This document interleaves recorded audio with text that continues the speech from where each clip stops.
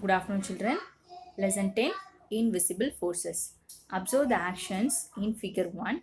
Write which force push and or pull is used to do each of them. One is done for you. So see that here given some actions. So you have to observe which forces involved. அந்த actionல என்ன force push-ஆ pull-ஆ என்ன involve ஆகுதுன்னு சொல்லிட்டு write பண்ணோம். So first one is given push. So second one pull. So third one push and pull. Fourth one pull. So fifth one pull. Sixth one pull. Next one. So we use force push and and or pull to do various actions. So நம்ம செய்கிற நம்ம daily செய்கிற அந்த ஆக்டிவிட்டீஸில் நம்ம push R புல் ரெண்டுமே வந்து நம்ம use பண்ணுவோம். We push to move an object away from us. So push பண்ணும்போது அந்த ஆப்ஜெக்ட்ஸ் வந்து நம்மளை விட்டு தூரமாக போகும். That is away from us. Next pull.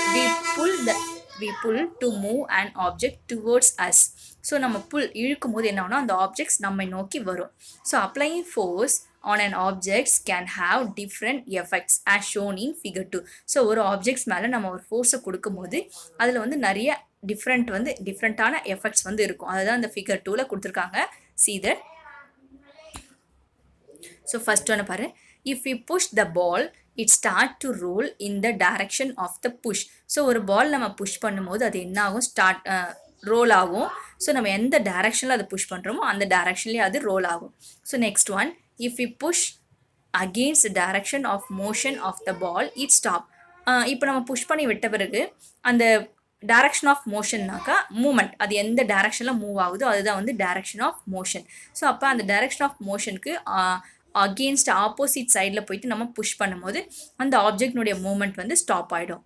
Next, if you push at an angle to the direction of the ball's motion we change the direction of motion.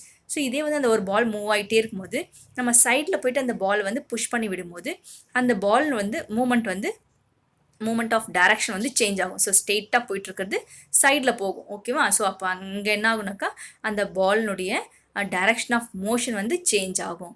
Next, if we apply force on the ball in opposite directions at the same time we squeeze the ball. So இதே வந்து ஒரு moment ஆகிட்டுருக்கிற ஒரு பால் வந்து நம்ம opposite direction, ஓகேவா? So அந்த பால்னுடைய two சைட்லேயும் வந்து நம்ம இங்கே இந்த பிக்சரில் பார்த்து தெரியும் உங்களுக்கு, ரெண்டு பக்கமும் கையை வச்சு ப்ரெஸ் பண்ணுறாங்க இல்லையா? ஸோ அப்படி பண்ணும்போது என்ன ஆகும்னாக்கா வி ஸ்குவீஸ் த பால். அந்த பால் வந்து அப்படியே ஃப்ரீஸ் ஆகிடும். அந்த இடத்துல வந்து ஸ்டாப் ஆகிடும், ஃப்ரீஸ் ஆகும். ஸ்குவீஸ்னாக்கா அழுத்தப்படுறது, ஓகேவா? அந்த இடத்துல வந்து அது பால் வந்து அழுத்தப்படுது. ஸோ அப்போ நம்ம ஒரு ஆப்ஜெக்ட்ஸ் மேலே நம்ம ஃபோர்ஸை கொடுக்கும்போது அதில் வந்து நிறைய டிஃப்ரெண்ட்டான எஃபெக்ட்ஸ் வந்து ஏற்படும். Next, sometimes the force applied on an object is visible as shown in figure 2. So சம்டைம்ஸில் என்ன ஆகுனாக்கா இங்கே ஃபிகர் 2ல் கொடுத்துருக்க மாதிரி நம்ம ஃபோர்ஸ் அப்ளை பண்ணும்போது அந்த ஃபோர்ஸ் நம்மளால் பார்க்க முடியும். Often we see objects move but not the force that makes them move. Such forces are called invisible forces. So இதே வந்து அந்த ஆப்ஜெக்ட்ஸ் வந்து மூவ் ஆகிட்ட பிறகு நம்ம அந்த பாலை புஷ் பண்ணி விட்டுறோம். ஸோ புஷ் பண்ணோடனே அது மூவ் ஆகும். ஸோ கொஞ்ச நேரம் கழிச்சும் அது கொஞ்ச நேரம் மூவ் ஆகிட்டே இருக்கும் இல்லையா? ஸோ அப்போ வந்து நம்மளால் அந்த அந்த பாலில் அங்கே இருக்கிற ஃபோர்ஸ் நம்மளால் பார்க்க முடியாது. ஸோ அந்த மாதிரியே இருக்கிற ஃபோர்ஸஸ் தான் இன்விசிபிள் ஃபோர்ஸஸ். நம்மளால் பார்க்க முடியாத அந்த ஃபோர்ஸஸ் தான் invisible forces. Okay, in this lesson we discuss about gravitational force and frictional force. So these are the examples of invisible forces. So இதை பற்றி நம்ம we will discuss in next class. Okay children, thank you to all.